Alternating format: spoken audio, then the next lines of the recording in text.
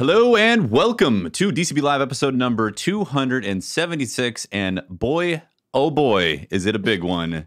It's a juicy show. There's how many people are here? It is 9 people. A million people. It's a nine person grid on the screen. So we are very lucky today to have several Bungie developers here with us. So I'm going to kick it off to you guys to introduce yourselves. Sure.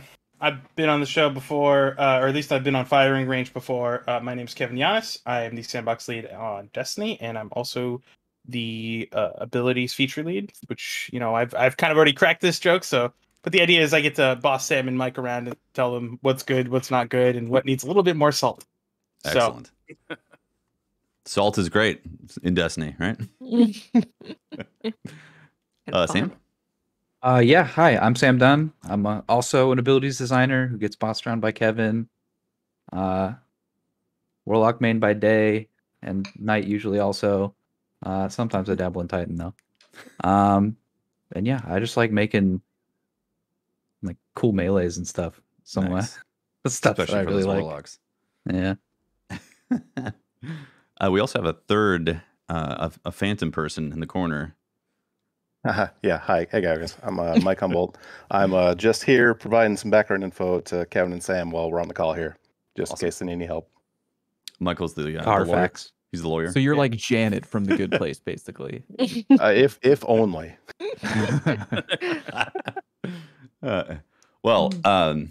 This is like I said, this is a big episode. There's tons of stuff that dropped this week. Just to let you guys know, also, we are only going to be talking specifically about the Void update details. So that's the requirements of this. So just want to make sure everyone's aware, who's listening, that that's the reason it's going to be specifically focused on Void 3.0. And with that said, where should we begin? Also, Fallout and Mercules. How are you? Those guys, they're here. They're here helping out. We're here too. Yeah, we've got the Thanks for brains joining us. here. We're like, we need joining some of the smart families. people. The cone. We realized cone breakdowns was something that we definitely need for this. Because we go, how many cones are in the void? I have absolutely no idea. Yeah, We'll find What's out. the cone on smoke bombs? Probably two. It's just, those are spheres. There we go. Spike grenades. Already learning We're stuff. learning already. Spike grenades, cones. Knowledge is fun. We got So where should we kick it off, guys? Do you want to just go through some of the questions we have about Void, and Tell I'm me, sure that will bro, spark some more Spark, conversation and just There go you that go. way. Sure. Yeah. Let's do it. Let's do it. Yeah. All right. I can kick it off. When I saw Trapper's Ambush, which I think is the ability for the hunter, right, to almost do a shadow dive, is there going to be synergy with stasis? Like, could you use that to shadow stasis crystals, or is there any design behind synergizing with stasis, or is Void really sort of sitting in its own lane? Yeah. No. It's the Trapper's Ambush. Quickfall is not going to interact with stasis crystals the way that Shatterfall does. Shatterfall is predominantly, or Shadow Dive, is predominantly a Shatter verb. It's one of the verbs that we aligned with the stasis damage type, where Trapper's Ambush is looking more into the invis weakened side of things. So while performance-wise they may seem similar in the same way that like Phoenix Dive is similar, they will use their own internal suite of keywords to the damage type they originate Right. from. Nice. Yeah. I've got plenty of more hunter ones. I would love to There hear were some a stuff lot of about hunter questions. Yes. Can I ask? debuffs and go on for that. I was just going to say, are we all picking from our own individual list, or do we have a master list that we're going down here for questions? Probably just pick from your own list. Gotcha. And then I have some questions from the community to ask later. Sure. But yeah, we can go through our initial questions I just wanted to know. Yeah, as long as it's about Void. of course. I'd like to give some information on Weaken, and if you can give any percentages on what that debuff looks like and how it might work with stacking. Sure. So Weaken is a global 15% debuff against PvE targets and a 7.5% debuff against PvP targets. So it's split between the two. And so that means that other stronger debuffs will basically stack, or not stack, stomp on top of it, right? So they'll replace the Weaken. In the case of Shadow Shot Tether, that Yep. remains at the 30% debuff that it was previously. So that's stronger, and that'll take priority over the 15% weaken. Right. Right. from That everything makes else. sense. Yeah, and to reference something Chris had mentioned in a previous podcast here, like the idea we're going for here is to not make crazy debuffs like Oppressive Darkness, and I'm sure we'll talk about that in a second. That stomp on the viability or the potency of the Hunter's Tether. We know there's a lot of feedback that Tether itself Yeah. feels almost redundant when these things exist. That is something we're trying to actively not do again. And we want to position the Hunter, the Void Hunter, as the support super, or at least Shadow Shot as the support super. So you'll see that referenced, especially in Witch Queen launch. Yeah, that's great to hear because I think that was sort of where I was getting at. It felt like with something like particle deconstruction, hunters were like, well, I don't need tether anymore because we've got artifact mod that's taken had doing a high percentage. So that's really cool to hear. Any chance? I got heaps of hunters ones, but I'll let someone else go first. Well, I'll actually jumping into the hunter discussion. Is there any chance that maybe you can give like a high level perspective of how you wanted to shift where Void Hunter was previous to where it is in 3.0? Like, I know part of that was discussed in the article, but it'd be nice to hear from you guys, like the perspective of the goal of what Void 3.0 Hunter is becoming. Well, I don't know, Kevin. Do you want to take this one or should I? Whatever you want. So I think we envision the hunter's role in Void 3.0 as one of like survival through your evasion and also high debuff uptime on weaken specifically, and then invisibility. You're basically mostly focused around like being able to get out of trouble with invisibility, loop your invisibility through combos of your abilities like Trapper's Ambush, Vanishing Step, and Stylish Executioner, and basically provide a whole bunch of debuffs through your smoke bombs and then those abilities.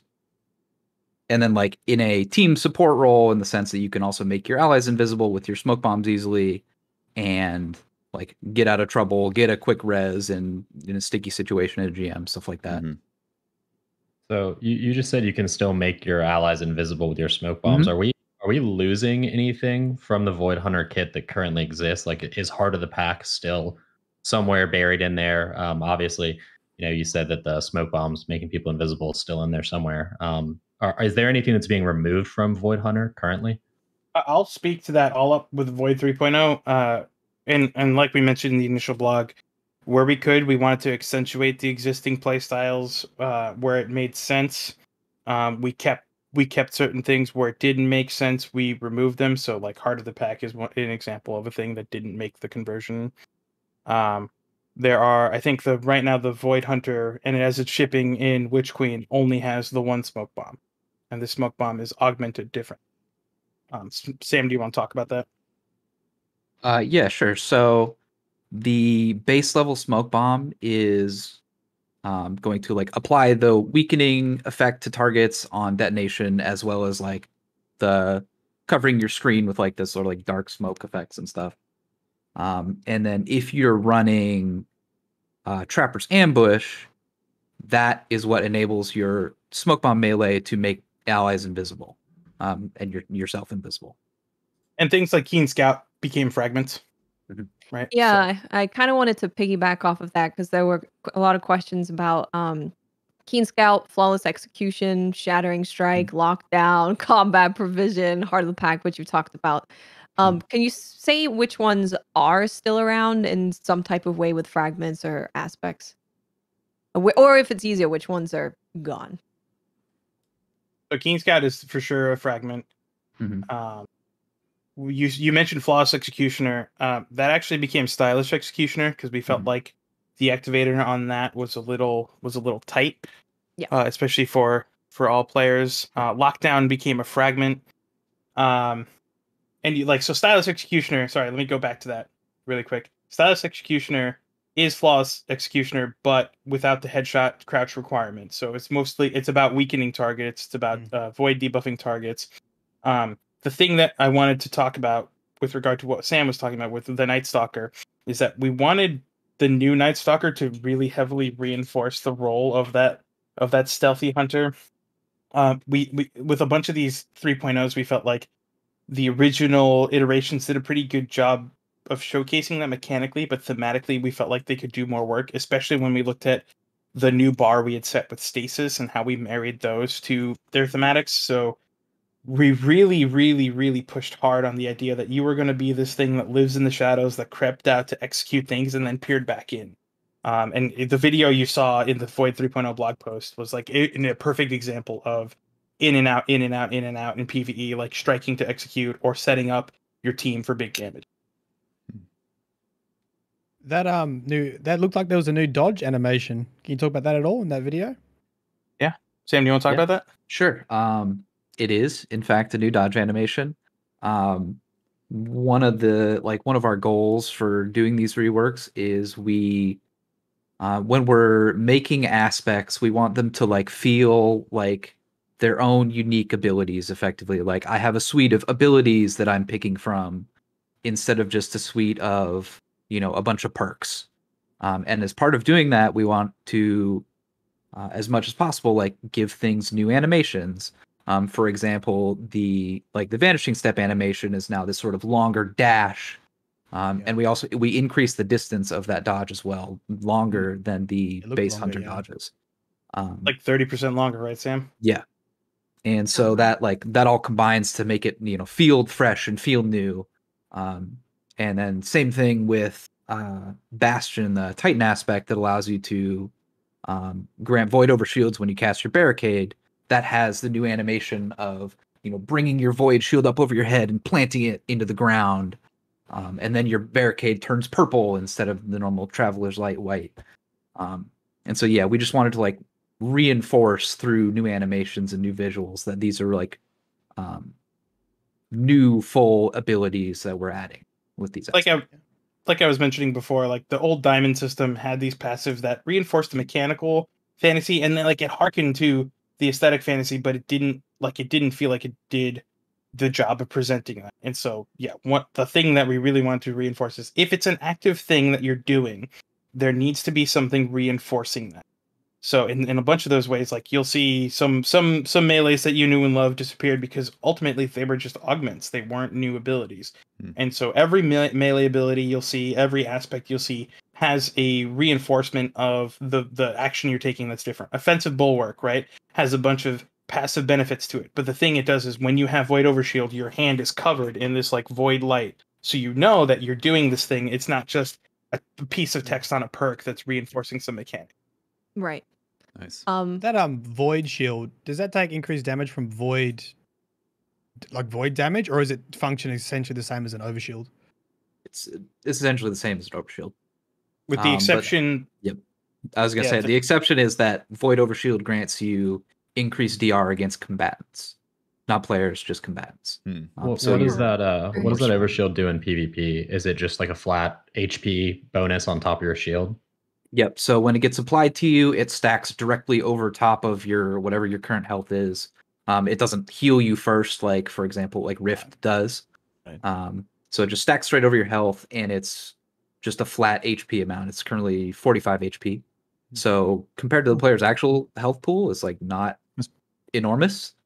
Compared to Shattershard Overshield, which is 100 HP, it's more reasonable to deal with if you're like shooting at a guy who has that on him.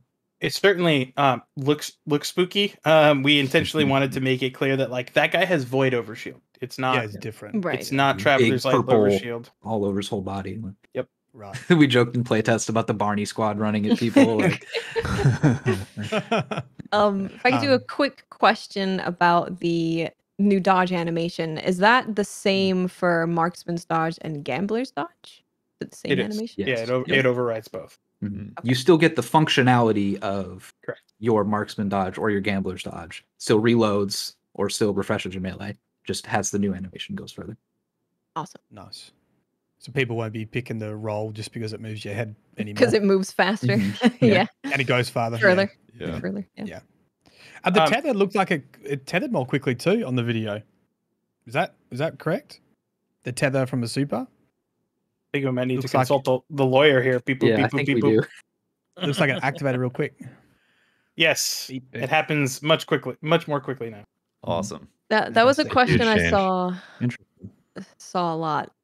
It sounds like from my Oh. sorry to cut you off. No, But please it sounds like the actual impact is going to be debuffing them now, rather than like going through an entire like network loop. So ideally, if you're hitting a super, it should respond more quickly. Okay, yeah, that was a question I saw a lot because I'm Oh, sure we've right. all used tether in PvP, and someone in a roaming super has been in the tether and then they just get out. So it was a question I saw a lot of: will it actually stop them? Mhm. Awesome. Nice. And I wanted to add that you'd mentioned Shattering Strike. That's actually rolled into Stylish Executioner.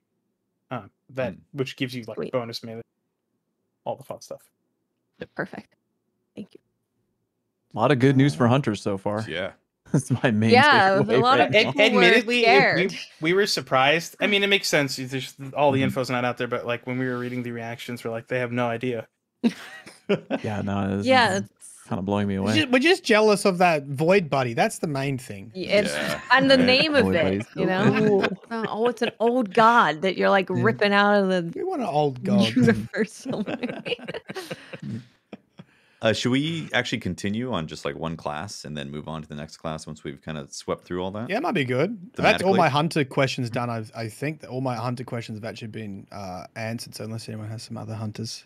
I mean, I have some stuff because I'm like perusing the chat. Mhm.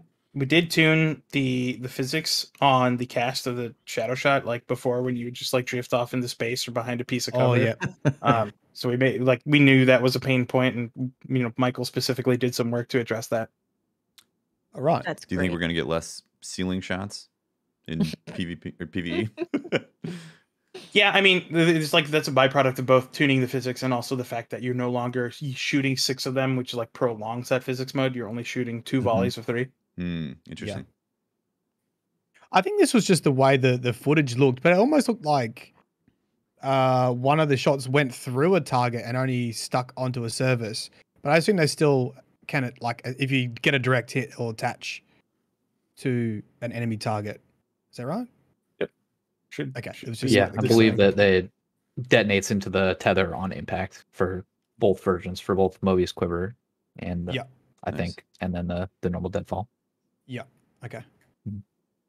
If you pick different supers, how does that process go? Is it just like the same way you pick grenades, where it's up on that top part and you just select from a drop down? Will the Yep. icons in PvP change based on what super you have There will. exclusively still as they do? Okay, that's great. Nice. Wow. If I could we ask got a you. question Out of about everything. Blink, because I saw Uh-huh. that being asked a lot. It's not on Hunters. Yeah. Is it on Titans? It's not on Titans. No. Okay. Good God. Okay. Like- hey, But gotta ask. I did see a question in the chat. They said that they saw if Warlocks had 4 movement modes. That's true. Like you have all 3 glides plus blink, Hmm. which is a change from the existing class. Interesting. Oh. I saw someone in chat ask about combat provision, which is grenades restore melee, melee restores grenades. So that little loop. Mhm. Is there ways for hunters to get that? Is it in or out, or way to A build it? version of it is in as a fragment. So it's 2 fragments actually. There's one fragment, Echo of Provision. That's the damaging enemies with grenades grants melee energy, and then the other one, Echo of Exchange, melee kills grant grenade energy. So you'll be able to pick those 2 fragments and get that. So same together weapon you there. can build it, basically combat provision. Yeah. The process we used was like things that we felt like could be spread, like in the diamonds, the passes that you had, things that could be spread amongst all the classes, but that felt like they were synergistic with either the damage type and weren't too married to a specific hit. We tried to make fragments, but like Right. not everything made the jump. And maybe this is too far, but you can tell me to shut up. With something like Heart of the Pack, was it just too powerful because of how much uptime you had with invisibility with hunters? Is that why you decided to remove some of the buffs from being invisible? It was definitely a component of it. That we also had, we have new goals than when that was tuned, right? The 30th anniversary was us shifting more towards or away from constant looping ability energies, And we wanted to reinforce the fantasy of the hunter further, and we felt like this was a worthy exchange for the uptime on invisibility that you're going to get. Cool. Any more hunter questions? It's all me hunter questions. I think I've done it right. Representing the hunters. You did I good. mean, I have like a vague hunter question. Okay. Do it. Just like, lately in the community, there's a lot of chatter about like, oh, hunters are low tier in PvE, hunters are bad, like they're totally outranked in, PvE by warlocks and titans. Like, do you think that the changes in Void 3.0 coming to the hunter is going to kind of maybe balance the scales a little bit? Do you think it's going to be much more tempting to roll into, PvE with a hunter because of the Void 3.0 changes, or? Amy DeBeans, you want to take that? I think yes. So you can have a lot of utility from invisibility and like a lot of support for your teammates, especially in high tier content. Like, you remember the playtest, Kevin, we had where we were running hard mode, right? And it was super hairy in a room, and I was running hunter, and I was the one keeping us alive by just constantly going invisible, and I was just able to do this on loop over and over and over again and save our team, right? From wiping. And then weakening a also bunch of jabronis, yeah. And I believe that Michael can maybe like super fact check me on this, but the Mobius Quiver damage output is like actually quite high, right? Like on the high end of all supers, especially if you have, have the exotic equipped, lets you fire another volley, leave graviton forfeit. So You shoot 9. Yeah, you shoot 3 volleys of 3 instead of 2 volleys of 3. Ooh. You get a whole extra volley. Huh. Okay. That sounds spicy. That sounds like Yeah, everyone all of a now sudden. Hunter's like, Ooh, okay. oh, okay. Yeah. All right. Mhm. Wait, is that Orpheus rigs? Is that what Or that is? Orpheus, sorry. What? Yeah, I think, right? Okay, there we go. Yeah. Orpheus, yeah. I was Orpheus sounds right. My Yeah. hunter exotic. Graviton is camo stuff. Yeah. You forgive him, he's a warlock. I'm sorry, I'm a warlock. I said it. My man. And because those volleys track, right? So if you have a single target, obviously you can use it for boss damage. Is that what you're saying? Yeah, they sort of like the tracking's pretty strong on them, so they split up initially, but they can all like bend back towards the same guy. So it's like Right. TQs, basically, Yeah, but for a super. Mhm. Wow. That's exciting. That's nice. With More than the nice. It's good. Here's a quick. Awesome. I got another quick hunter question. When it comes to PvP and hunter invisibility, people have been getting pretty upset about Oh, it yeah, yeah. recently. Mhm. Are you guys concerned about how much uptime hunters will have of invis in PvP? So, I think we are talking about what like the first couple of metas are going to look like for this. Invis is certainly on our radar of a thing that became really popular while we were developing this. Yeah. We're keeping an eye on it, but we're not quite at the point where we're like, oh shit, it's an alarm, press the button. Because that is ultimately the way it's being used in retail right now is its role. It's there to subvert expectations. It's there to get behind the lines. There's some validity to saying like, yes, it's frustrating, but at the same time, like they're leveraging their kit the way we would expect them to. Right. Will radar function the same with invisibility in Void 3.0 PvP? Yeah. Okay, so it'll be the same. Nice. Looking at the clock, we probably should move on to the next subclass or next class, just so we Yes. give relatively equal footings.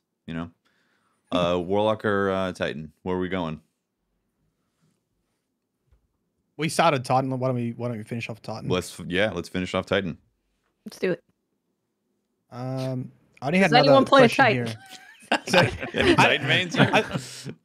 people are picking up on the use of Void in the videos, like the Void the Void Overshield and the Void Barricade. So a question I got was, if an enemy steps through a Void Barricade, does it apply Voids to him, meaning you can loop it into some other builds, or is it just the normal damage? It's the normal damage. Damage, yeah. Okay. The void augment on the barricade was mostly communication for you to understand that the thing they're bunkering behind is giving them a benefit, and the pressure to push on them is higher than if we hadn't communicated that. Right. What melee options are the Titans going to have? I saw it looks like they now have a shield throw melee.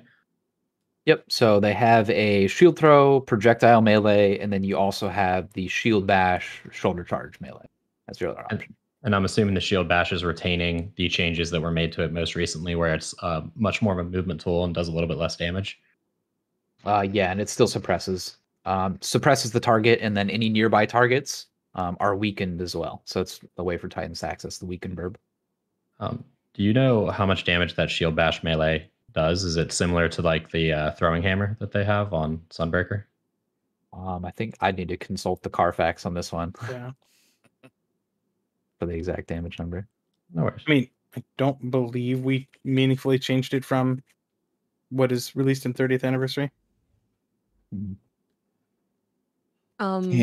you go once. With the shield throw melee, can you speak of how much damage that does in PvP? I believe that it's I don't have it off the top of my head. Need the Carfax on that too, but it's less than shoulder charge. Okay. It's in the realm of like I think 60-ish damage a hit. Mike can correct me if I'm wrong on that. The guiding principle, it is 60, and the guiding principle on that was to make sure, like, there are a lot of lessons learned from Shuriken, right, and Celestial Fire, right, and so unless the property of that melee is to do damage, like Celestial Fire's, the idea that it was going to do damage and utility doesn't really quite make sense. So you'll see us, like, offset utility and damage and make them not necessarily mutually exclusive, but one certainly eats the space of the other. Does it have similar tracking to the super version, or is it a little bit lighter on that? I think it's a little bit lighter. Generally, the distance at which it will find a target after bouncing off something is less than the super version of the shield. So it's a little bit easier to dodge in that respect. Can we talk a little bit about the decision to move Ward of Dawn to like the super fast, super cooldown? Yeah, we sure can. Cool. Yeah, I don't want to. Not here to give people ideas out there, but like, is there a concern that like people rolling into PvP with like ×6 Ward of Dawns intentionally trying to power orb snowball? Is that kind of like a potential worry? Is that no? Here's why not. In the 30th anniversary patch, we actually reduced the orb generation that you're going to you produce when casting Ward of Dawn. We've also reduced the weapon damage bonus from 35% to 25%.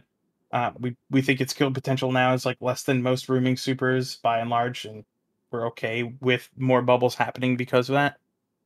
Is that weapon damage reduction for PvP only, the 25%? Or is it I think it's for both. Oh, so isn't that the same as Warlock Well of Radiance now? Yeah, I believe so. Huh. I think to speak to why, I'm like remembering conversation from back in the day. The idea that it had a better weapon damage boost, but was more protected than Well of Radiance wasn't necessarily one that we like that sat well with us. Fair. Although now I think if I were to compare the two, I would probably go well every time because I don't need to go in and out of a well. I can just stand in there and I get health regen. Yes, but you're not protected, sir. Still you can't get sniped in a ward. True. There's a good point. Did you guys adjust the health of the bubble at all beyond what you already did? I know there was the resilience change for the health of the bubble, and because it comes up quicker now, is it going to be able to, or is it going to get popped with less damage, or is it consistent? No changes to it? No changes. Cool. I don't believe we touched it at all in our. Cool. Outside of making it cast uber fast, which well can't do. And I'm saying this is a well main. Wow. Fair. Yeah. I'm seeing a lot of questions in chat similar to Hunter being like resupply perk or defensive strike. Are those things in for Titan? Are they combinations you can use in some way in the fragments? But probably not, because defensive strike is an overshield, so I imagine that wouldn't be in a fragment. Yeah, Melee so for at overshield. least to speak to the defensive strike melee a little bit, the like getting overshield when you hit a guy, right? The shield throw melee is going to give you a like small chunk of void overshield whenever the bouncing shield impacts a Right. target. So you can get that same utility from the projectile melee instead of just like running up and punching the guy. Yeah. And then for resupply, we actually moved that health regen onto the control demolition aspect. So Right. that's now just a part of that. Cool. But yeah, like again, it was one of those things where we felt like defensive strike wasn't necessarily a new ability. It was a passive augment on an existing ability. It didn't feel like it reinforced the kit. And so when we came up with shield throw, that like seemed like a great example of like, cool, we rallied it around the idea of you having this big sentinel shield. We want you to be effectively the moving wall. It makes all the sense in the world for us to move over shield onto that instead.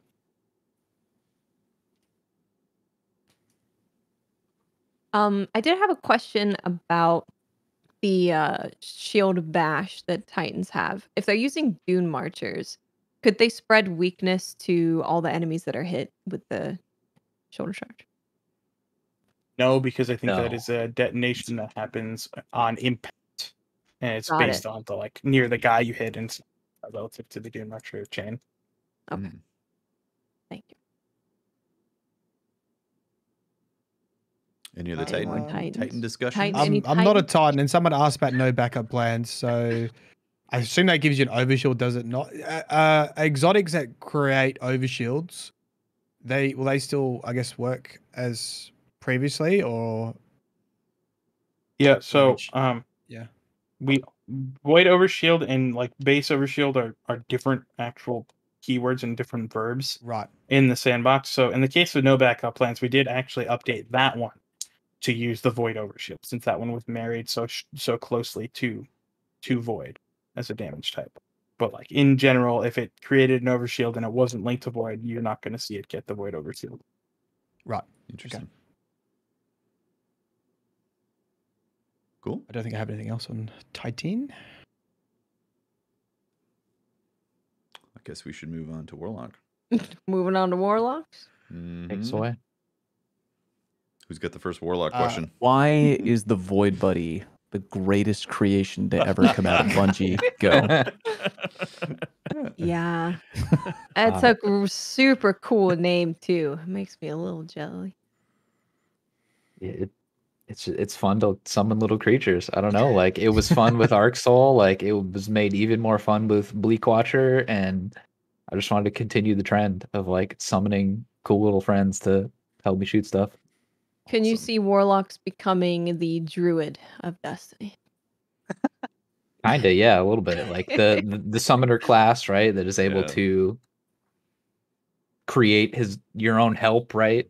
Like build your own little army. So you could conceivably have 3 little buddies at once. If you're running No Time to Explain, a teammate has an Arc Soul Rift, and you have your Old God Rift. You could have 3. You could basically be your own fire team at that point. You can. It works. And maybe there's Oh, like wow, some really? cool visual interaction when you Oh, have weird. an Arc Soul and a Void Soul up. Ooh. Maybe. Oh, Maybe really? somebody spent like an Maybe insane I amount of spent time too making it long look doing cool. Maybe I had to get brand new Hmm. tech from our engineers just to be able to support the one single little behavior. Wow. I think it was worth it. Definitely. I think it was little too. I things. think it looks cool.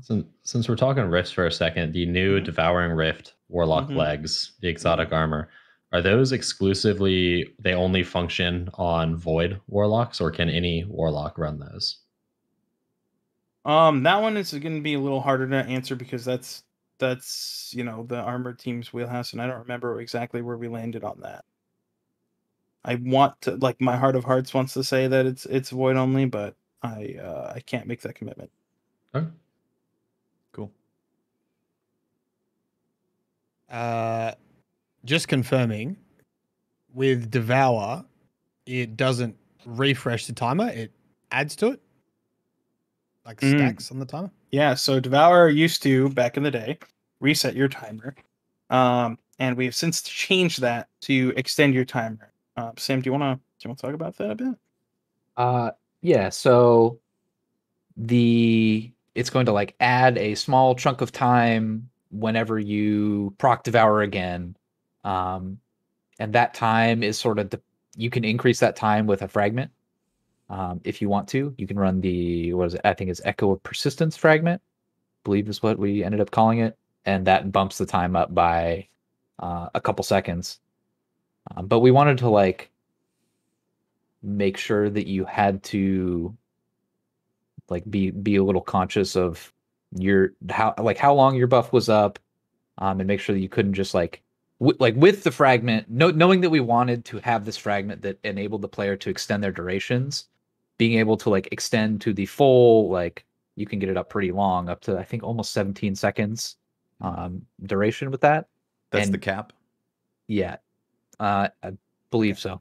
And if you're at 1 second, getting a kill and extending all the way back up to that 17 seconds again is like seemed to be a little bit too much for us. So we wanted to tone that back down so that there was a little bit more work effectively you had to put in to sort of offset the extra benefit that you're able to gain by build crafting into extended durations with the fragment. And as we talked about previously, we like democratized a bunch of these verbs. So the idea that other classes were going to get to tap into Devour meant that we needed to put some guardrails up, because those classes can scale pretty asymmetrically with a verb that was originally not built for them. So a couple questions. Is it only kills that extend the time, or can you eat your grenade again, assuming you get your grenade back to extend the time? You can't eat your grenade to proc Devour. Eat your grenade to proc Devour. Got it. But it's any void ability kill will proc it instead. Super grenade, melee, whatever. Basically, we needed the grenade activation for Chaos Accelerant. Right. Okay. The alternative was we released two aspects where one's a consume, one's a charge, and you can't run either of them, which I think was going to murder build crafting on that class. So with Devour, obviously it's exciting to see it become a little more, democratized into the Void 3.0. Is that going to be available at launch, or is this going to be something that comes down the road for unlocking Devour and other classes? It will be available in Season 16. That's all I can say about that. Okay. Somehow, Exciting. some way. Yeah, if I could, so piggybacking off of that, hearing that all classes could get Devour at some point, I wanted to get kind of a clarifying question of, can you talk about what pillars are just for Warlocks, just for Titans, just for Hunters, like ones that other classes are not going to be able to tap into? Like that's their thing. So ultimately, I think we believe that with proper build crafting and investment into your armor or your weapons or the artifact and stuff like that, everyone should be able to access everything. But there are like certain specialties within Void 3.0, right? Like the Hunter is the hyper specialist on invisibility and specializes in Weaken as well. The Titan is the specialist in Void Overshield. Warlock is a specialist in Devour. So it's like the classes are all sort of focused around like one or two things, but with proper build crafting, you can dabble in everything eventually. That's our goal. Okay, so Very like cool. Warlocks can get invisible and overshields and stuff, but it's just that Hunters can do the invis thing like all the time. They can keep that going. Yeah, more often and more easily, and with less build crafting investment into trying to do this stuff. You're right. Because a lot of people had questions about the Warlock going invisible. Looked like a finisher in one of the videos. I think it was a Vidoc. Yeah. Yeah, that's crazy. Right? How'd they do that? I guess you'll have to find out. You can do it already with Rat King. True. Rat King. Right. It's the best gun. Speaking to Warlocks a little bit more, they have 3 super choices. Is that correct? It's obviously the Vortex, Cataclysm, and Nova Warp. Do they just have the one melee, which is Pocket Singularity? Yep, that's correct. Yep. And is that pretty similar to what, like Celestial Fire, or is it kind of its own thing? I assume it's much less what Handheld Supernova is right now. Yeah, so it's a projectile melee, like Celestial Fire, but the sort of the gameplay niche that we imagine for that is pretty different. And it also applies Void Volatile, one of our other verbs, as well. That basically we envision Pocket Singularity as much more of like a close range tool, where Celestial Fire is sort of that like medium long range, like high damage. Pocket Singularity is more like close range utility, effectively. It has the pushback detonation when the projectile blows up, and it also has like very strong tracking, so it can like kind of like bend around cover. If you launch it to the left side of a wall, it can like bend around and knock a guy out from behind the wall, or knock people off ledges or off the edge of the map sometimes. Or if somebody's shotgun rushing you, you can like shoot it at their face and it can bop them backwards, and you can sort of gain space for yourself that way. So it's positioned as like a utility tool, effectively. Sam was like pretty. Oh, go on.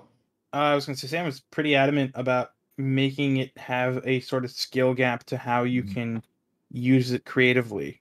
The idea that you can bend it around cover and the angle at which you project it means that when the tracking kicks in, that direction that you hit it is where they're going to get launched. So if you throw it to the top right of a dude, it's knocking them downwards, where if you throw it a little lower and it's going up, it's knocking people up. There's a lot of like cool mastery that can come from that. Yeah. I like the moment for me when that melee clicked was we were playing PvP on Endless Vale, and on right next to the B sites, you know how there's like those blocker pieces of cover where people can hide behind and hang out in front of their like big. I think I've heard it called this portal, but yeah, I just call it the little pockets. But one of our testers, Danny, was hiding behind it, and I remember thinking like, "All right, Sam, let's put your design to the test." And I threw it on the left side of it, and it was able to knock Danny right into the air, up over to the gap, the big open gap by B. And before he could even touch the ground, I followed up with a hand cannon headshot, and he exploded because of the volatile. And I'm like, oh, okay, yeah. I'm like, you passed the Pepsi challenge. Like, cool, tastes great. So you mentioned one of the verbs there, which is volatile. That's one that really hasn't seen pretty much almost any use in PvP prior to this. It's just a damage threshold, right? You deal damage to a target that is volatile and they explode, or if they die before they've hit the damage threshold. What is the damage threshold for that explosion? Is it different for different weapons, or is it all one flat damage amount? One flat damage amount. One flat damage amount. I don't know the exact damage HP value of that. Carfax. Yeah, I believe it's 100. Consult. Yeah, it might be 200. 200. Ooh, okay. Big. Wow. Big.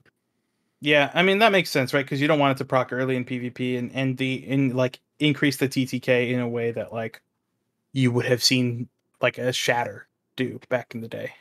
Because I was gonna say you're gonna see people blinting with a melee and a hand cannon if it procs like real fast. But if it's at 200, it's pretty much when they die, they explode in PvP. Yep. Yeah. Unless they have an overshield, I guess that's a useful tool to kill people with overshields. Because or a well. Yeah, or a well, something like that. But the neat thing is you're running controlled demolition, like that volatile detonation is going to mark other people volatile. Interesting. Quick question about Pocket Singularity. Can you use that to rocket jump? No, it doesn't affect yourself. Okay. Can you use it to push teammates? Also, no, it doesn't affect your teammates. Okay. So I didn't. Damn, it was torn on this one. Like I considered it honestly, right? Like, can you knock your teammates around? But I just didn't want to enable like griefing with that, right? Right. No. Oh, you made the right decision, but I'm so disappointed with you at the same time. Yeah, we wouldn't want to trust Briar with that in our raid, let me tell you. Next jumping puzzle. Jump this ledge. That would be fun. Any other questions? Was it a... I've got a Oh, one, you not go, a you go. Warlock one. Warlock question first? Yeah, I think Or we Warlock go to questions Jen? first. I don't have a warlock question. Okay, we can move to general stuff.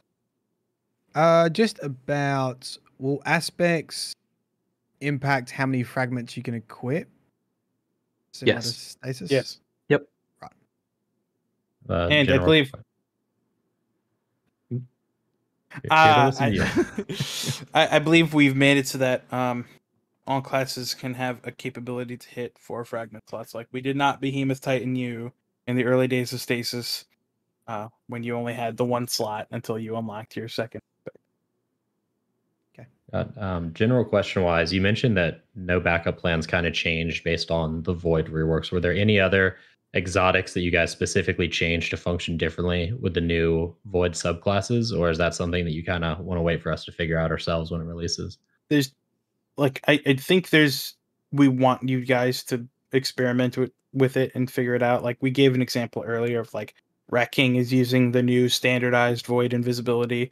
Right, that's like the big deal about the Void 3.0 updates is that we have now a consistent set of keywords that will feed your loop. So if you're running something that extends invisibility and it's the capital I invisibility, then that will also work on weapons that supply and armors that supply it. Like we want it to feel as cohesive as Stasis did, right? Where Headstone is a perfect example of that synergy working well, using the Stasis crystal as like a standardized verb, which meant that things like Whisper of Chains worked on it, which meant that you could generate shatter shards off of it, Whisper of Shards, etc. Cool. Very cool. So not just armor, but weapons as well. Gonna be fun. It's exciting.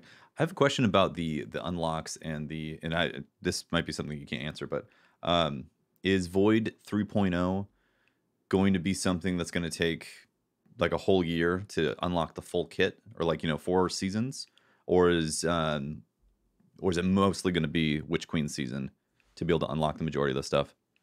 No, yeah. So for any veteran players, you'll have access to the whole shebang. For new lights, you'll have it'll be part of the new light process and onboarding flow. You'll get run through your acquisition of your new major abilities, new major aspects, and then there, as we mentioned in the blog, there's 4 extra aspects that are locked behind. Oh, sorry, fragments, not aspects. Woo! Damn. Woo! That are locked behind Raid's World First, and no, we can't tell you about them. Fair enough. What you mentioned new lights. What went into the decision to switch? I mean, obviously you want to give them the new hotness, but you switched all new lights to start on Void now, and you gave them like a standardized kit. How did you guys pick what you wanted the new lights to start with? Why Void, you mean? Or like what? So specifically like the super and the melee and the fragment, or the aspects. Yeah. Man, I feel like I'm gonna hand that one to Sam because he did that. Sure. So there's a couple goals we sort of wanted to hit with the new player kits. Goal number 1 is like we want to make sure the abilities we're giving are, accessible to players who are new to Destiny, who aren't keyed into all like the intricate, MMO adjacent complexities that the deep build crafting game needs you to interface with. So we want to give like understandable, easily relatable, like relatively simple abilities, but that we're at the same time like uniquely Destiny as much as we can, right? Like experiences that you're not going to get in other first person shooters to try and like to showcase what's cool and fun about our game. And then also give them things where we can to sort of like nudge them in the direction of starting to dabble in the complexity that Destiny has to offer, where we can. So I think one of the those things are the main things. Go for it. No, sorry. One of the main things we learned just about doing this dance enough and releasing new powers is that especially newer players get overwhelmed with the choices and they have no idea how to expand those choices. We've had several different subclass onboarding flows, with the Stasis one being the most complicated that I think we've launched. And so this time we wanted to make it clear: here are the powers available to you. Here's how to get them. And it's relatively straightforward for new lights to hop in and feel that character growth. And we wanted to establish that because we're going to 3.0 the rest of the light subclasses. We have stasis, and so we wanted to make sure that the things that new players were learning was the paradigm for the future. Mm-hmm. That makes sense. Yeah. Any other general questions? I saw the chat asking this a lot, and just want to make it clear, like, Void 3.0 is free to all players. Yeah. It's not behind the Witch Queen at all. Like, if you just download Destiny right now, you've never played it before, or not right now, but when Witch Queen launches, you'll have access to the full suite of Void 3.0 stuff for you to go and earn. Yep. Same with Solar and same with Arc. Very cool. Do you mind, like, I just was going to ask, like, how long you guys have been working on Void 3.0? Just curious about that development perspective. I think from looking back, it was about, I think, was it 7 months ish? Yeah, just about. Which is cool, pretty fast. But we I was have. gonna say that seems pretty fast. Yeah, and we were developing 30th anniversary alongside of it. Like, Eric and Mike were fucking superheroes on that release. Yeah, making sweeping changes to the sandbox while Sam was working on his Child of the Old Gods. Yeah, it's like working on one melee in one aspect, and they're over here like swapping out the rechargers for every single ability in the whole game. Like, and like, you know, shout outs to Kevin Thiessen and Danny on our test teams, who like really were heroes and made the whole dream happen. Like it really takes a village, and I think right now we have one of the stronger villages than we've ever had. Cool. I'd actually love to know more about the development of Void in general, because it's obviously Stasis was a whole different thing, but Void, you're taking something that we all know and we're all attached to. So what was the process and what were some challenges you faced with picking what should stay, what should go, what each class should have as their fantasy? You could touch on that. Yeah, actually Void was surprisingly hard because of all the flavors of damage type. It was the one that was the most nebulous. Like, no pun intended, but like, what is Void really? Mm-hmm. There were so many different interpretations from back in the day that we had to pick, and so we thought Void was what we landed on. Eventually, was that Void was about space and about gravity and about energy conversion, and the force that comes from like collapsing stars. And so you see that reinforced in things like Volatile and Pocket Singularity. The energy conversion aspect comes from or manifests in things like Devour or Overshield. And so like when we figured that out, then we were like, okay, cool. Let's like, how do we build that into Mechanical Suite? And like that's where things like Pocket Singularity started to come online. That's where things like Shield Throw started to come online. And actually, as a consequence of this exercise, and this is an exercise we're doing with all the damage types, and one we did on Stasis, is that we felt like it was important that there were mechanical walls between each of the damage types so that they each filled a role in the combat sandbox. Like Stasis is about crowd control, slowing, freezing, shattering. It has this other aspect of creation. And intrinsically, that creation led us to the crystals, building the walls, but it also meant like shatter shards or things like Bleakwatcher manifesting turrets. And then those shatter shards, like it made sense. If I'm covering myself in ice, that should be an overshield. With Void, we have Devour, Overshield, Invis, Volatile, Weaken. We wanted to make sure that those things were within the Void wall as well. So what you're going to see is, especially as we apply this to all the other damage types, is that like Overshield will eventually become the domain of Stasis and Void, and you won't actually see that be featured in the other damage types. And that means there's going to be some amount of retrofit. But the idea is if you see something purple, you kind of can understand mechanically where they're operating, which is not something we have today. No, that's good. I like the doubling down on what each thing does. It makes it more clear for players and more interesting for fantasy. Yeah, also I was curious if future stuff could potentially bring more gravity related things into the sandbox with Void. So that's actually, so here's an example of like us applying that philosophy. We know people were really upset when we removed the pull off of Duskfield, but we did that not necessarily as like, oh, Duskfield is too strong, because I think at that point we had the tuning in a good spot. It was more that we thought mechanically that isn't the domain of stasis. That's the domain Right. of void. And that's why you see now void has all of these elements about pulling and sucking and pushing. And that's because void is about the manipulation of gravity. Cool. And you'll see that manifested in the future, especially as it relates like to stage a conversation for the future. Like damage boosts are an interesting conversation with our colors right now because we've used them across the board. And as you've seen, especially over time, we're like starting to relegate those to certain damage types, and you're going to see that further happen with the 3.0s. I'm not going to like tip the whole hand now because there's a lot more to talk about that in the future, but you should expect things like weakens probably to exclusively come from void. Cool. Very Got me thinking about how tractor cannon might work with this stuff. Yeah. The Right. push and pull and things like that. That seems like tractor cannon's number. Tractor cannon's void. It is, in fact, void. It is indeed. Get an alternate fire and tractor cannon to suck people closer. Any other questions for like broad 3.0 stuff? Chat seems to be very insistent on knowing whether Blink got any changes to like activation or HUD disappearing or anything like that. No changes on Blink. I think we know it's a hot topic, and we know that the initial nerf from Destiny 1 has been a pain point. It's like Blink is teetering on this very tight rope where you change even the most minute thing and it becomes a terror again. And so that's just a thing we need to be careful of. But we did not action on anything for Void 3.0.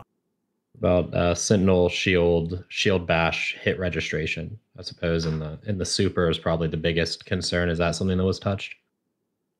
We had made an update to it actually that had launched with, I believe, season 15. But it sounds like the feedback is still not quite where we want it to be. There's always a threshold on where we could take it. Like there's like if we're where we were before and Spectral Blades before we pulled it in, like we don't want to be over here, right? Because Spectral Blades had the property once that got tuned of feeling like you didn't even have to connect with a hit to get the kill. We don't want to be there, right? Especially with a roamer that is as long as something like Sentinel Shield. So we made some changes recently. We're still monitoring the feedback. We expect there to be probably more in the future. There you go, chat. Hope you guys are happy. You've been asking that for like an hour. They never will be. Yeah. Speaking of chat, like I'm not here to talk about solar, and it's like way too early to talk about solar, but my comment about grenade chargers got taken into the context of like, aha, heat rises is dead. Like we are not cutting heat rises. There you Confirmed. go. Was it how difficult of a decision was it, scale of 1 to 10, to be like, all right, we're giving the other classes the ability to throw a suppression grenade? Yeah. Sam, do you want to take it? Because I could go on this one. Oh, here we go. By all means, go on it. Go off, King. Suppression is like a pretty important part of the Void kit. Like some would say it's the most iconic part of the Void kit.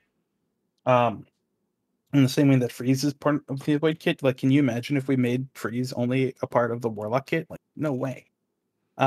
So I don't think it was that hard of a decision, but we were scared of it. Like, I don't think anyone was like, yeah, this is going to be great. So we did some tuning. Thanks to the variable ability cooldown system in the 30th anniversary, it is currently the highest cooldown of all the Void grenades. And we also changed its duration in PvP specifically. So it's not a 10-second suppress in PvP, it's a 5-second suppress.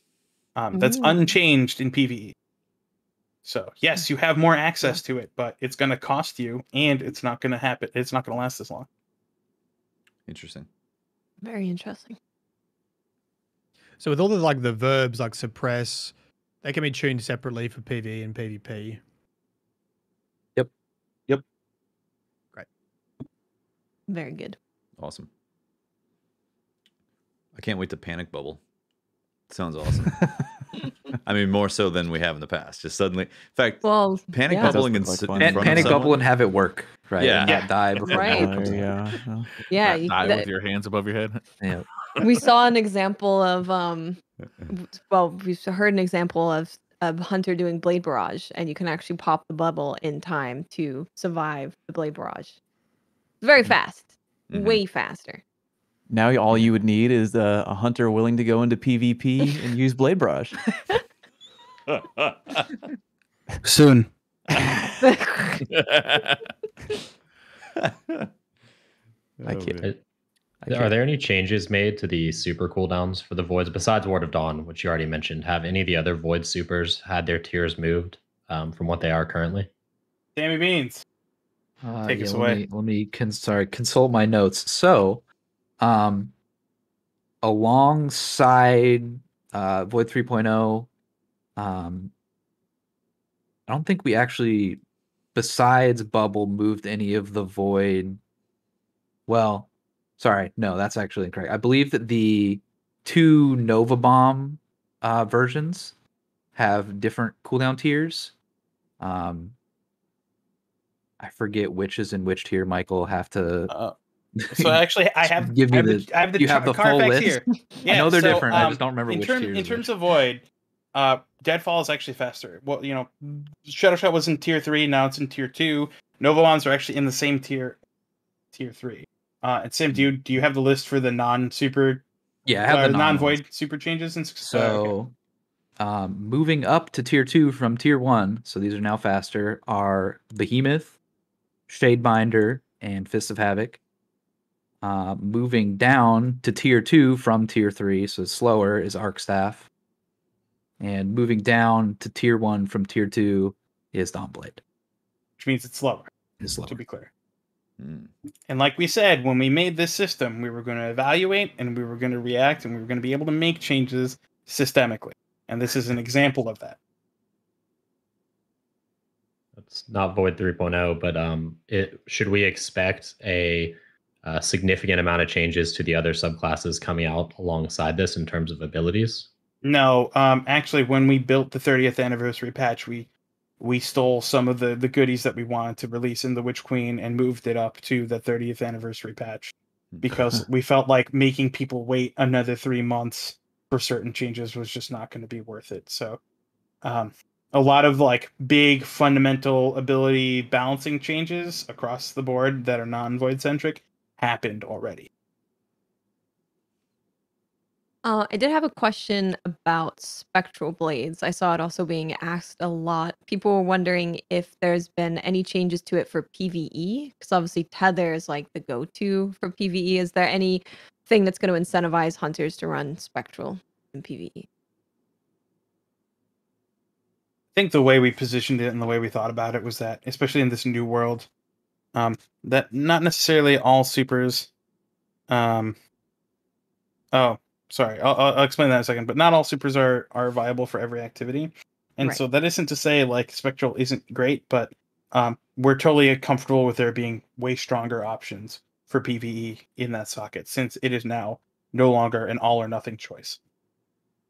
Makes sense. It's how you itemize now, in the same way that you would pick one weapon for one activity over another. And then, sorry, we have a redaction. Deadfall is actually tier 4, aka 1 tier faster than Movius / current Tether. And then there's synergies, right?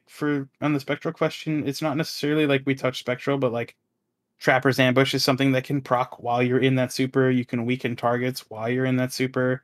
It's another movement option for that super. So it's not a direct like we buffed it right away in the super itself, but it is a thing that got better as a result of the new interactions with the new subclass system. The build crafting possibilities just open up Right. more interesting combinations, right? If you play around with stuff.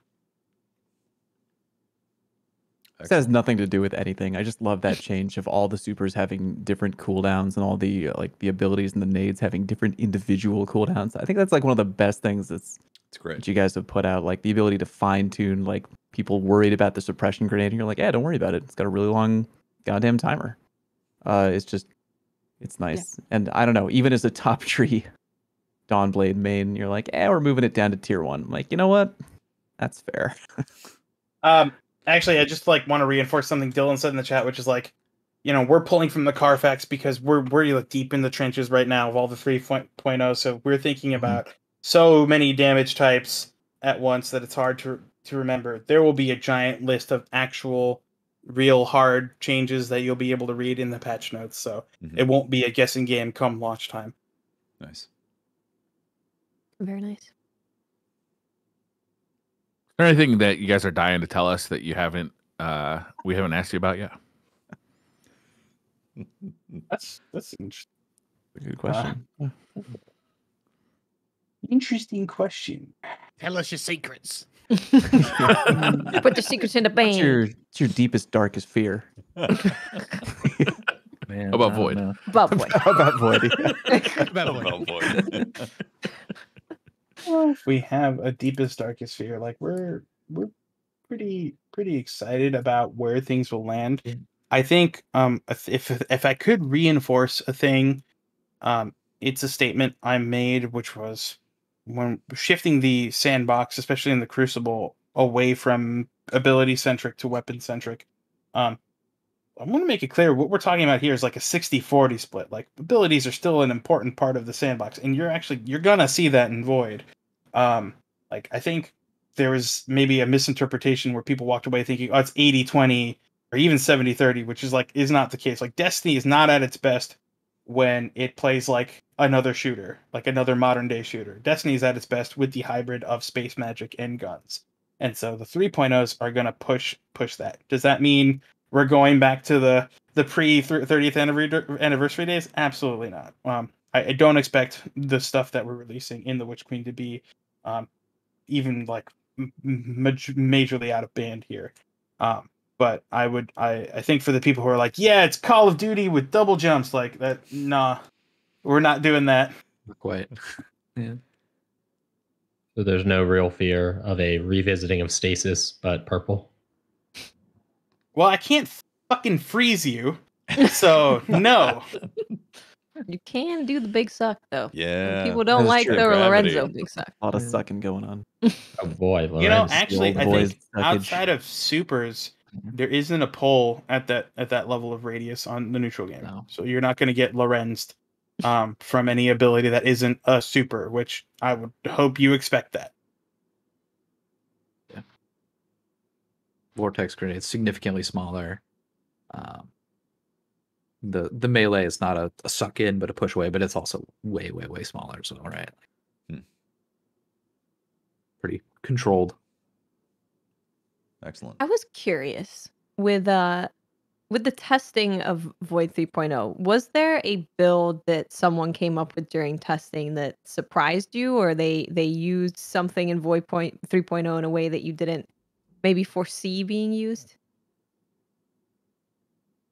Yeah, Um, there is. I Yeah. think. Are you looking around because you're like, I don't know if I can say it. maybe a little bit. Get the lawyer on the phone. I think. Yeah, go for it.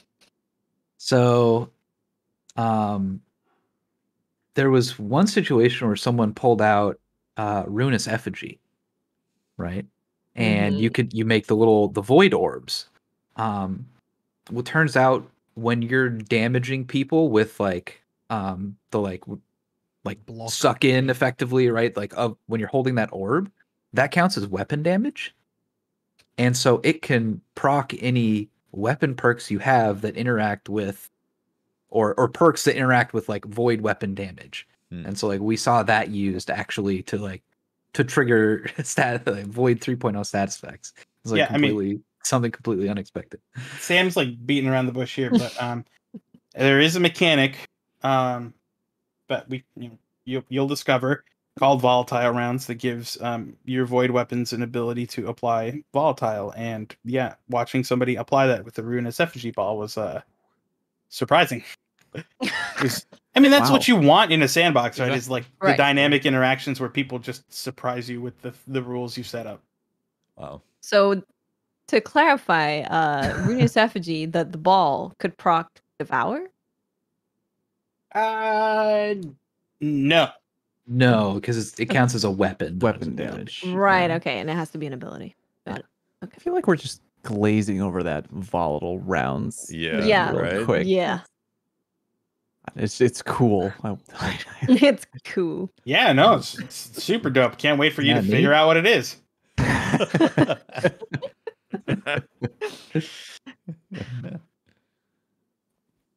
Let's see. What are some other ones? Uh, Well, I'm scrolling down my notes here.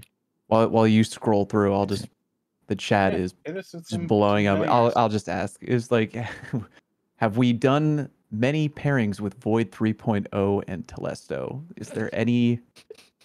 Is Telesto We've threatening been disabled you? on raid day. Has the cheese team been thorough with Telesto? I don't want to say anything about it because I feel like that I'm just immediately cursing myself if I talk about it. Yeah. I think we took a considerable pass at Telesto to make sure that the thing that was originating the bug factory of it, what didn't exist anymore. But I think it's surprised us since then. So I don't see Yeah. history says chances are high. Like, But I'd like to think Void the issue would be something unrelated to Void 3.0. like, can I throw? What is the Warlock melee that shoves people? Can I Pocket Singularity. pocket Singularity. singularity? Can I do a little singularity from downtown? It's going around a corner. Whoop, just attach a little Telesto to it. Goes around the corner. You won't have the time. Ah, that's Pocket fair. Singularity doesn't It's go like- that far. Or that, But is it Yeah. live that possible? long. I don't Will think so. Telesto Fair summon enough, Void okay. Buddies? I will try. Yeah, I don't think it's possible because I don't think the pocket singular projectile has a physical body. Mm. Okay, that makes sense. Yeah. I have seen a lot of questions about Khepri Sting. It's one of my favorite exotics. How have you done anything with Khepri Sting? Because obviously, when you go invis or you throw a smoke bomb at your feet, you can get wall hacks. Has anything happened to Khepri Sting? No work was done. It does work with Trapper's Ambush though. Does work with trappers. Okay. Okay. I saw some questions around Divinity, but also just thinking about like Tractor Cannon that applies Void. They're going to apply a weaken effect, so it'd be only a 15% debuff, or be 30 still, or and how does Divinity? Is Divinity changing how it stacks with global debuffs? So Divinity doesn't use the capital W weaken because that's a void verb and Divinity is arc centric. Yeah.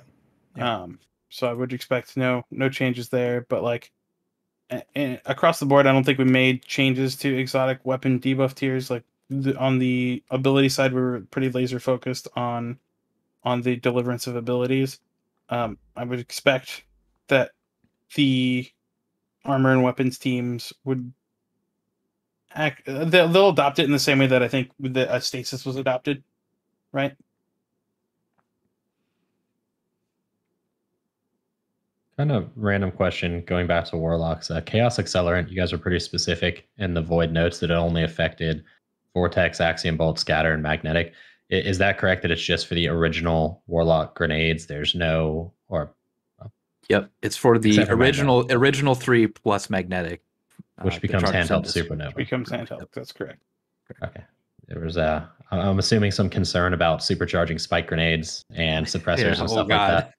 Yeah. Well, Yeah. yeah, and it also it means that you'd have to have an interaction for every grenade ever, and the fucking rad part of this system that we built was that we have the flexibility and this we have a systemic solution now to say in the future, oh sweet, here's the void update, the new void refresh with a suite of new aspects, a suite of new grenades, and suite of new melees. Not saying this is a real thing, but we have that capability now.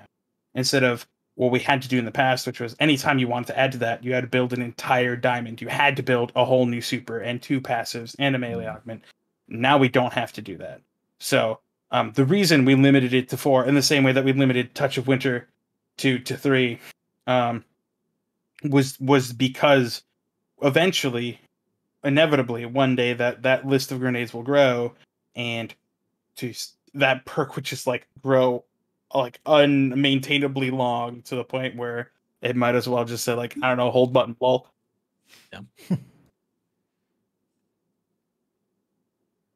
Does Lemonarch have any interactions with Void 3.0? Yeah. I Well, believe it does- yes and no. Well, Okay.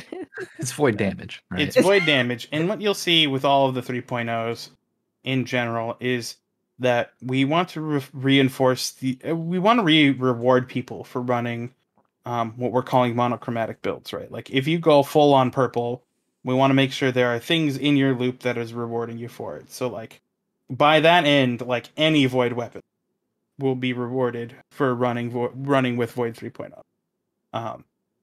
And you'll see that continued with Arc and Solar. Cool. Good to know.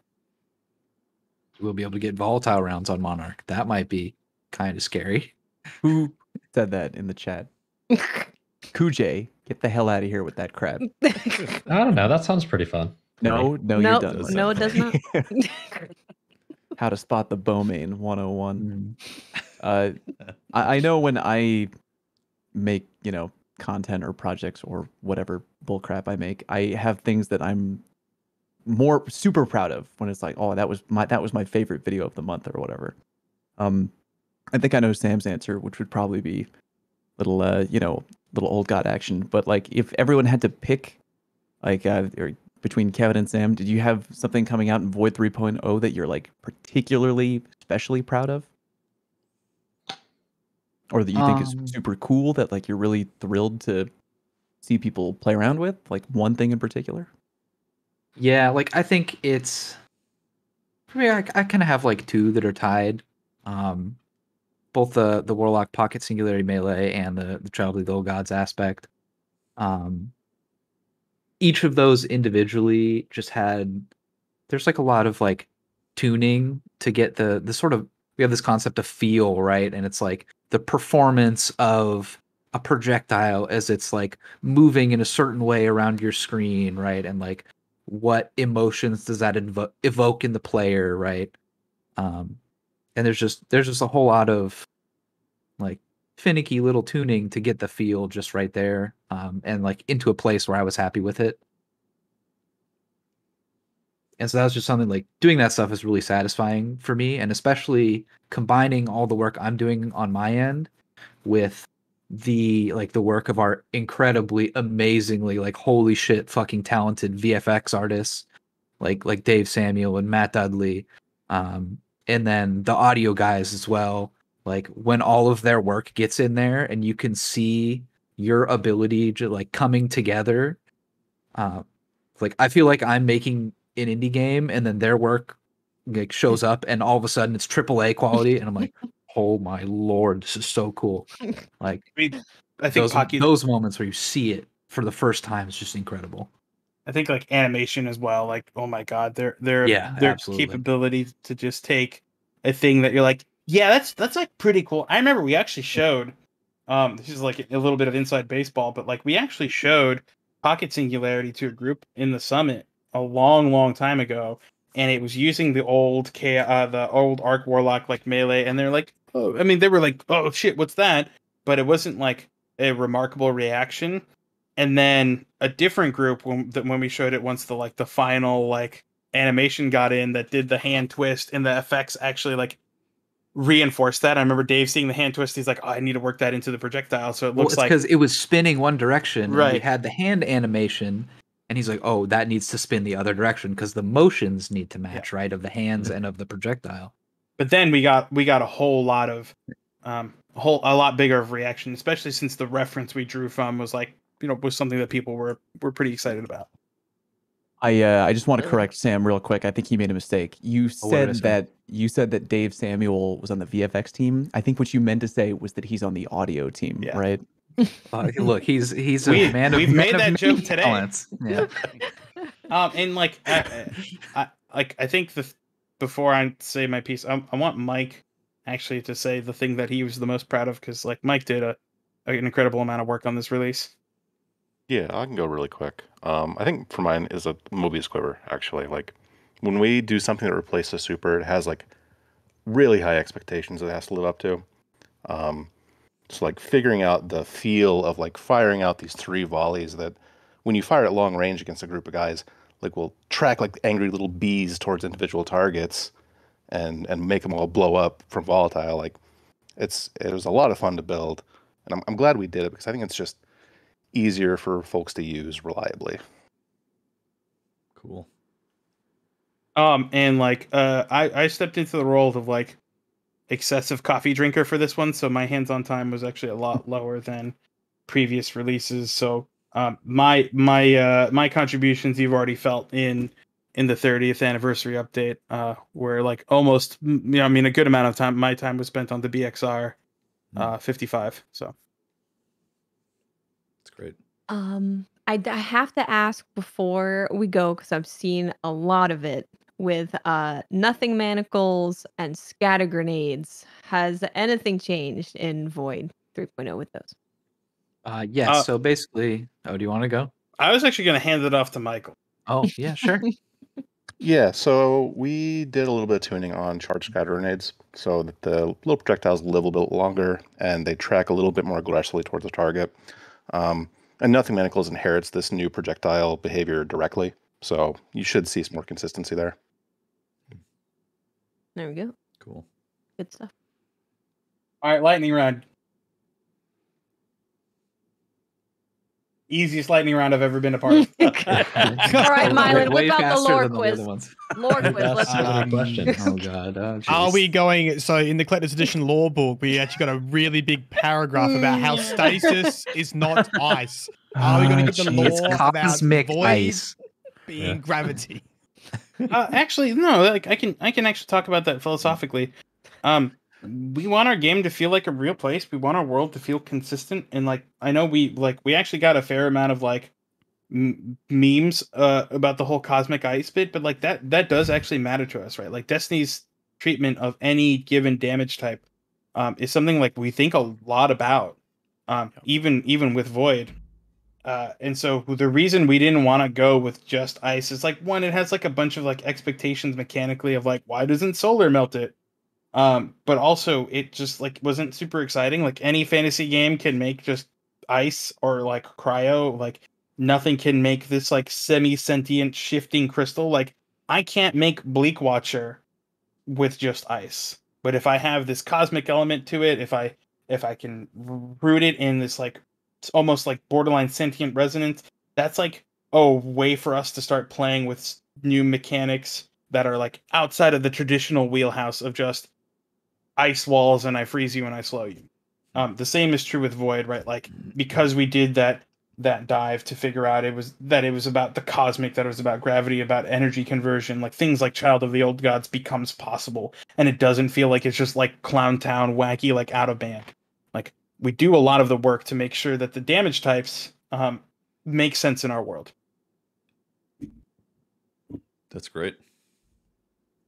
Speaking of other elements, have you guys decided whether Solar or Arc will be the next light subclass to get the changes? Or you can't answer that? We have decided. We have indeed decided. That's good to know. I'm glad The you guys, decision was glad you made. guys know which one. Good it to is. That's excellent.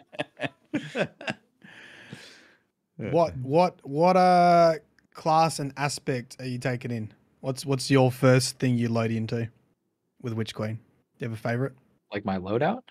Or my Yeah. or like activities? Well, yours gonna be Chaos of the Child of the Old Gods. The child. Yeah, like The clearly. child. Child. That and probably Chaos Accelerant.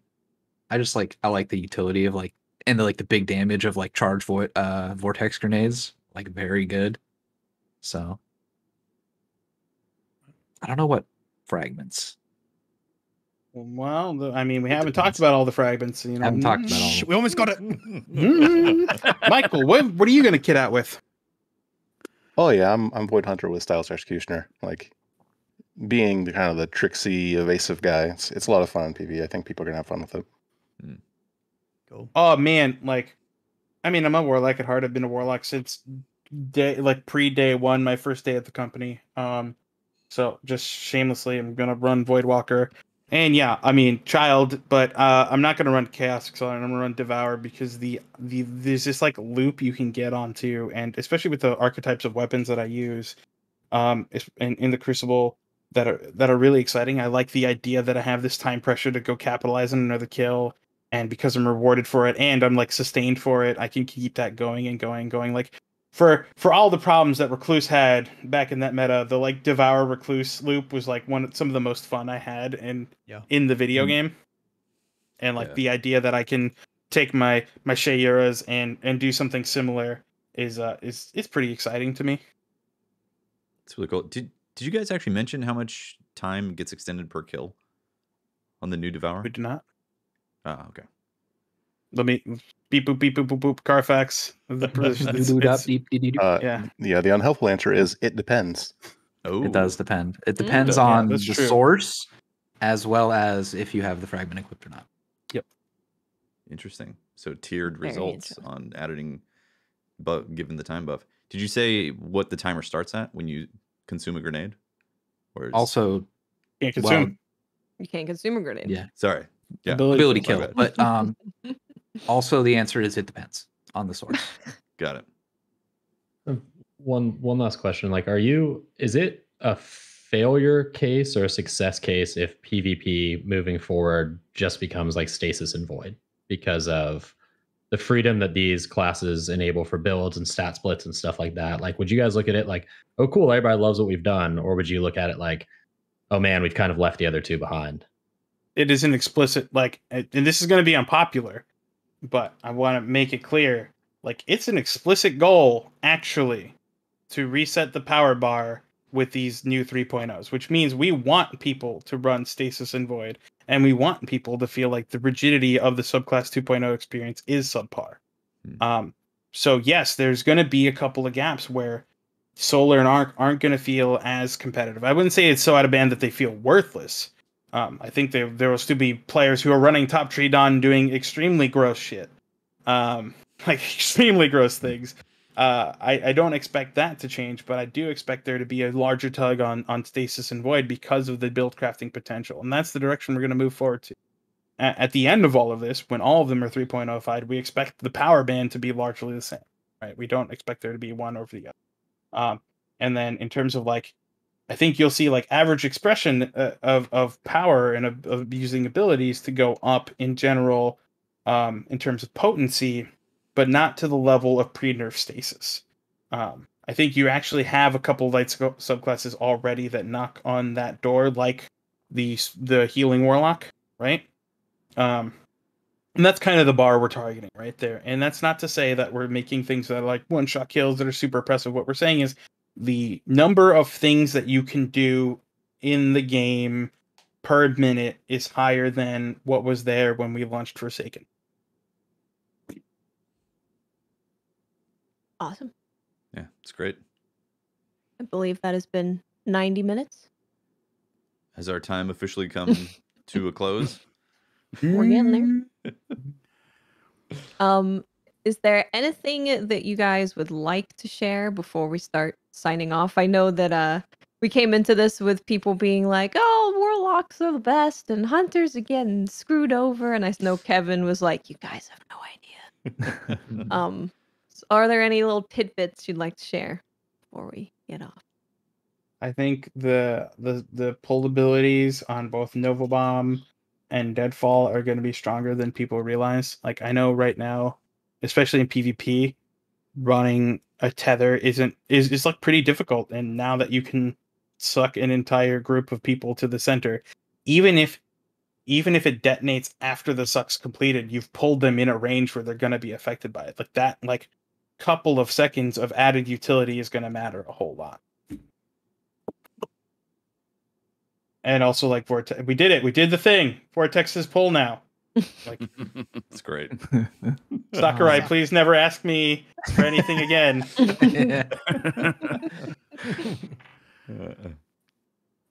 Awesome. Well, I think Yeah. that concludes our discussion. Like, we really appreciate you guys taking the time to do this because obviously you're getting really excited for a launch, and you guys must be exhausted from getting it ready. So taking the time to do this. We genuinely appreciate it. So Thank Yeah, you for thank you having us so on. much. We're Glad to be here. Thanks. super Yeah, thank excited to you. be able to talk shop. awesome. Do you guys want to go around and say who you are just one more time? So as we sign off. I'll start. I'm Kevin Giannis. Oh, sorry. Oh, no, leave Yeah, leave no. that picture wanted up. to show off. No, the- that's fine. That's the best picture ever. That's I love one it. of our I one of love our it. animators made that in a recent stand up. It's great. Yeah, so I'm Kevin Giannis, Sandbox Lead. You can find me at @_Tocom_ on Twitter, and I usually just shit post, but sometimes you'll catch me dispensing information, much to Dylan's dismay. Yeah, I'm Sam Dunn, abilities designer, and I don't know. I just like making cool shit for people to have fun with. That's all I got. Do you have a Twitter child. for people to follow? Or are you not into I He's have not. Twitter, but I don't post on it ever, so fair enough? not worth it. Yep. Yeah, I'm Mike Humboldt. I'm at @ImHumboldt, but don't expect any tweets from me. Before we fully go, how do you guys feel about Child of the Old Gods being called Baby Voida? I think we're done here. It's like a People stern can do downgrade. whatever they want. Yeah, it's I'm like not a gonna very. tell you how to live your life. That's true. There you go. I'll be calling it that from now on. That's mad funny. Oh man. Yeah, and I do want to shout out the team, like the Sandbox team that we have now on Destiny is just firing on all cylinders across all of the teams. Like, I think that the new team we've built up the last couple years are really gonna show what we're all about with the Witch Queen, and I'm pretty fucking, like I said it in the Vidoc, like I'm pretty fucking excited to have people react and see the work we've done. We're looking forward to it too. Yeah. Yeah. Like everything aside, it's you guys have a really hard job, and it's not easy to come on podcasts where the chat is like lighting up with a ton of crazy shit, and you guys are here to talk shop, and you do a damn good job. And I think everyone is really, really goddamn excited for Witch Queen. Yeah. Yeah. I mean, there's always going to be outliers, right? In like every meta, you know, nothing's ever perfect, but I think you guys are doing a goddamn good job, and Yeah. fucking excited. Yeah. So- Like I said on Firing Range, we might ship something spicy, but it should never be I freeze you for 4.5 seconds spicy. Lessons has been learned. We move forward.